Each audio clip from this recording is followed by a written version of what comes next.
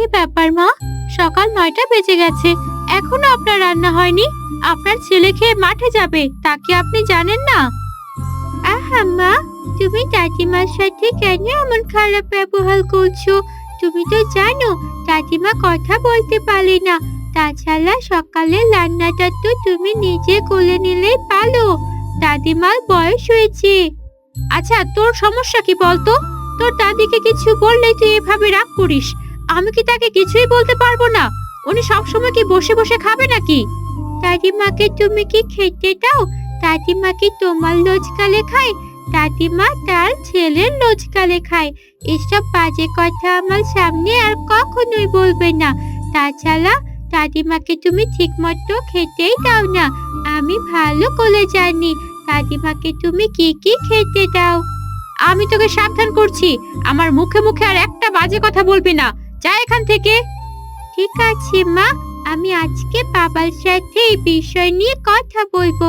দেখি আমি নিজে বাবাকে বলার পর তিনি নিজের মায়ের জন্য কি ব্যবস্থা নেন। এইসব ব্যাপারে আমি আর মেনে নিতে পারছি না। আরে যা যা, তোর বাবার কাছে গিয়ে আমার নামে নালিশ কর। তোর বাবাকে আমি ঠিকই ওই হাতে রেখেছি, তিনি আমার চালাকি ধরতেই পারবে না।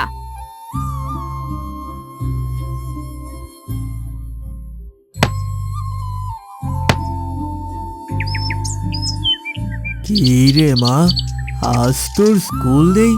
সকাল সকাল আমার এখানে কেন এসেছিস?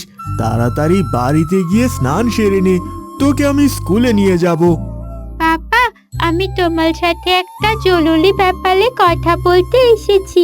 তুমি কি খেয়াল করেছো মা দাদিমার সাথে খুব খারাপ ব্যবহার করে? সব সময় দাদিমাকে দিয়ে কাজ করায়। দাদিমা তো তোমার নিজের মা, তার যথেষ্ট বয়স হয়েছে। কি বলছিস কি? কই, না তো, তোর কোথাও একটা ভুল হচ্ছে। তোর মা তোর দাদিমাকে অনেক ভালোবাসে, অনেক যত্ন করে, আমি তো তাই দেখি। নিশ্চয়ই কোথাও একটু ভুল হচ্ছে। শোনো বাবা, তুমি যা দেখেছো তা সম্পূর্ণ ভুল দেখেছো। তোমার যদি বিশ্বাস না হয় তাহলে আমার সাথে বাড়িতে চলো, গিয়ে দেখতে পাবে তুমি যখন বাড়িতে না থাকো তখন মা দাদিমাকে দিয়ে কত কাজ করায়। আহা, সকাল সকাল এসব কি পাগলামি শুরু করেছিস? ঠিক আছে, চল বাড়িতে গিয়ে দেখি তোর মা তোর দাদিমাকে কি কাজ করাচ্ছে। তুই যদি আমার সাথে মিথ্যে কথা বলে থাকিস তাহলে তার শাস্তিও কিন্তু তোকে পেতে হবে।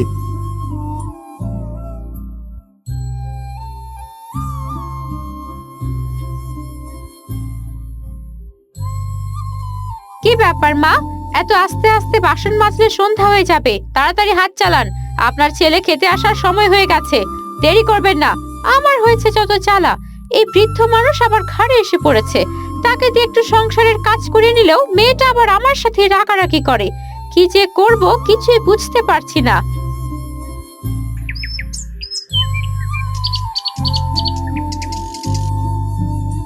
ছি শ্যামলী, আমি এসব কি দেখছি?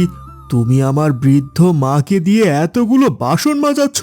শোভা আমাকে একদম ঠিক কথাই বলেছে, যখন আমি বাড়ি থাকি না তুমি আমার মাকে দিয়ে অনেক কাজ করাও। দেখলেন তো মা, আপনার জন্য আপনার ছেলে আমাকে কত কথা শোনালো। আমি নাকি সারাদিন আপনাকে দিয়ে কাজ করাই। আমি বাইরে বের হয়ে দেখি আপনি বাসন মাজছেন। আপনাকে কত করে না বললাম যে না, বাসন মাজার দরকার নেই। আর বাসন মাজার কারণে এখন আমাকে কতগুলো কথা শুনতে হলো। আপনার ছেলে আমাকে ভুল বুঝলো। তুমি এসব কি বলছো শ্যামলী? মা তো আর কথা বলতে জানে না, তাহলে মা কিভাবে আমাকে সত্যিটা বলবেন? তুমি মায়ের কথা একদম বিশ্বাস করো না। মা এখন ধরা পড়েছে তোমার কাছে সম্পূর্ণ মিথ্যা কথা বলছে। মা দাদিকে দিয়ে অনেক কাজ করায়, যা তোমাকে আমি আগেই বলেছি। ঘরের শত্রু বিভীষণ, তুই আমার মেয়ে হয়ে আমার বিরুদ্ধে তোর বাবার কাছে নালিশ করছিস? তুমি বিশ্বাস করো, আমি তোমার মাকে দিয়ে কখনোই কোনো কাজ করাইনি। ঠিক আছে, আমি আর এই বাড়িতেই থাকবো না। আমি এখনই এই বাড়ি ছেড়ে চলে যাচ্ছি। এই সংসারে আমার প্রয়োজন ফুরিয়েছে। থাক, তুমি শুধু শুধু কান্নাকাটি করো না। আমি কি তোমাকে তাই বলেছি? আসলে শোভা বলল যে তুমি মাকে দিয়ে কাজ করাও। আচ্ছা বাবা, ঠিক আছে। এই তো আজকে বাড়ি থেকে চলে যাচ্ছি। এরপর তো আর মাকে দিয়ে কেউ কাজ করাবে না। আমার মতো খারাপ স্ত্রীর সাথে তোমাকে থাকতে হবে না। তুমি বাবার সামনে কি অভিনয়টাই না করছো? একদম ঢলাপলার কোনো ভয় নেই। শ্যামলী, আমার ভুল হয়ে গেছে। আমি আবার মাঠে কাজ করতে যাচ্ছি। তুমি কান্নাকাটি করো না। আমি তোমাকে বুঝতে ভুল করেছি। বাবা, মা কিন্তু তোমাকে সম্পূর্ণ বোকা বানালো। মাল কান্নাকাটি দেখে তুমি গলে গেলে আর এটাই বিশ্বাস করলে আমি মিথ্যা বলছি। সব দোষ আসলে আমার সৃষ্টিকর্তার কাছে প্রার্থনা করি আমি। আমার দাদিমা যেন যে করেই হোক তার কণ্ঠস্বর আবার ফেলে পায়। কিরে, আমার সাথে পাঙ্গা নিলে কি হয় দেখতে পেলি? ঠিকই আমি চালাকি করে তোর বাবাকে আমার হাতের মুঠোয় নিয়ে নিয়েছি। চালাকি করে তুমি বাবার মন ভুলিয়ে ফেলেছো, কিন্তু মনে রেখো সৃষ্টিকর্তা ওপর থেকে সব দেখছেন। আর আজকে থেকে আমি আমার দাদিকে বাঁচানোর সব চেষ্টাই করব। দেখি তুমি আমার বোবা দাদিকে কি করতে পারো।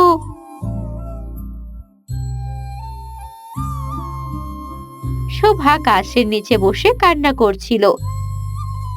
হায়রে, কি দুর্ভাগ্য আমার! একমাত্র নাতনি হয়েও নিজের দাদিমার জন্য কিছুই করতে পারছি না, আর নিজের মায়ের সঙ্গে নাকি যুদ্ধ করতে হচ্ছে। হে সৃষ্টিকর্তা, তুমি আমাকে একটা পথ দেখাও।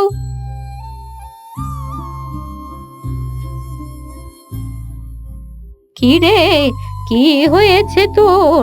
এখানে বসে বসে কান্নাকাটি কেন করছিস? তোকে দেখে তো মনে হচ্ছে খুব মন খারাপ। হ্যাঁ বুড়িমা, আমি হচ্ছি পৃথিবীর সবচেয়ে দুঃখী ব্যক্তি। জানো বুড়িমা, আমার দাদিমা বোবা, কথা বলতে পারে না। আর এই সুযোগ নিয়ে আমার মা আমার দাদিমার সাথে অনেক খারাপ ব্যবহার করে। তাহলে তুই তোর দাদিমাকে ভালো করে ফেললেই পারিস। সে যদি সুস্থ হয়ে যায় তাহলে তার প্রতি হওয়া অন্যায়ের প্রতিবাদ করবে। বুড়িমা, আমার দাদিমা জন্ম থেকেই বোবা, আমি কি করে তাকে সুস্থ করব? এটা একটা জাদুর পাথর। এই পাথরে তুই যা চাইবি তাই পাবি। এটা আমি তোকে উপহার দিলাম। এখন বাড়িতে গিয়ে তুই তোর ইচ্ছা পূরণ কর।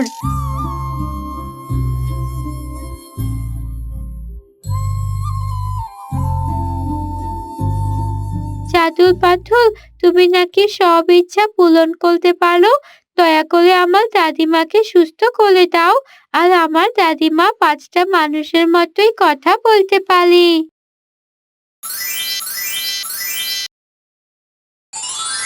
শোভা, ও শোভা, কোথায় গেলি রে মা? দেখ, এক আশ্চর্য ঘটনা। আমি আর সাধারণ 5টা মানুষের মতোই কথা বলতে পারছি। এসব কি করে হলো কিছুই বুঝতে পারলাম না। সবকিছুই হয়েছে এক জাদুর পাথরের জন্য। রাস্তায় যখন মন খারাপ করে বসেছিলাম তখন এক বৃদ্ধ মহিলার সাথে দেখা হলো। তিনি এই জাদুর পাথরটা দিয়ে বললেন, আমি যেন তোমার সুস্থতার জন্য এই পাথরের কাছে অনুরোধ করি। যাই হোক, যেভাবেই হোক, আমি তো সুস্থ হতে পেরেছি। এখন আর আমি কখনোই আমার ওপর কোনো অন্যায় অত্যাচার মেনে নেব না।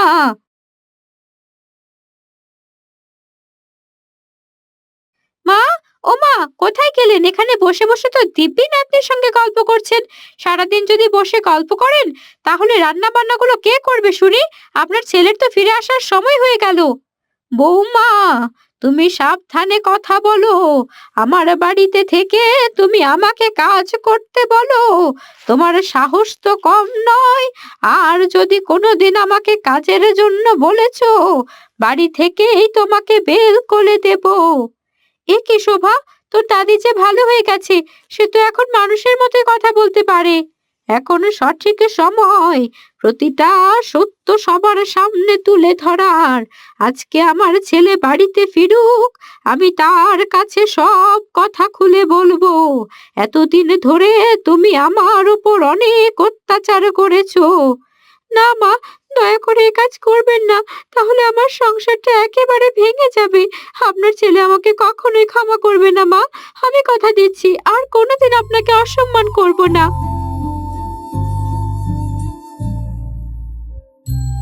সেই বাইরে থেকে তোমাদের কথা শোনা যাচ্ছে। আর কি ব্যাপার শ্যামলী, তুমি কান্নাকাটি কেন করছো? হয়েছেটা কি? কি হয়েছে তুই আমার কাছে শোন বাবা।